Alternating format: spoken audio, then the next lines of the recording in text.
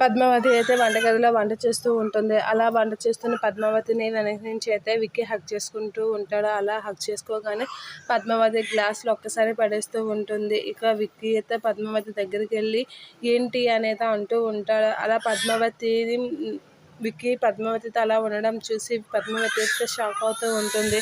ఇక పద్మావతి అయితే తనతో డ్యాన్స్ చేస్తూ ఉంటుంది.